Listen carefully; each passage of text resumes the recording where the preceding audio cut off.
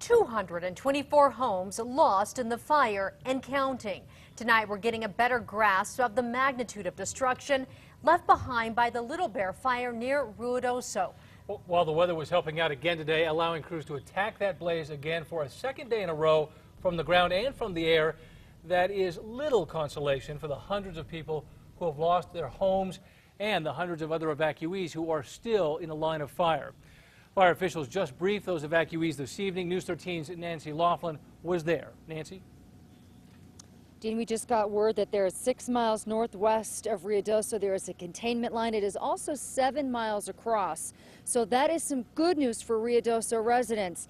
Meantime, they have brought in a massive air tanker that can drop 12,000 gallons of fire retardant and keep the fire from spreading. That plane, that massive plane, can do the work of 6 regular air tankers.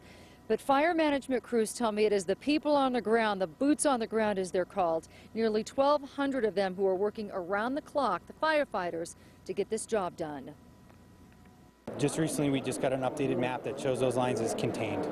So the threats to Ruidoso have been incredibly diminished today, and that's all due to the hard work and effort of the firefighters out there on the ground.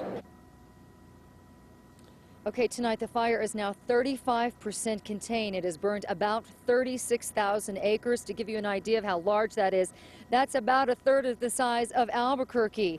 In 4 hours at 2 a.m., they're going to be flying over the fire to see if it has spread anymore. But again, it has already done a lot of damage, more than 200 homes and cabins. Back to you.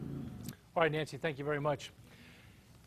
And there are also other people working in this fire. 24 low-risk inmates are building fire lines, working to protect homes that at one time some of these people might have been tempted to steal from. The Corrections Department says the inmates get firefighter training and that the job gives them a sense of purpose and pride. This is easily the most destructive wildfire New Mexico has seen in the past decade, but it hasn't quite reached the levels of the Cerro Grande fire back in 2000, which spread into Los Alamos and wiped out 400 homes and apartments.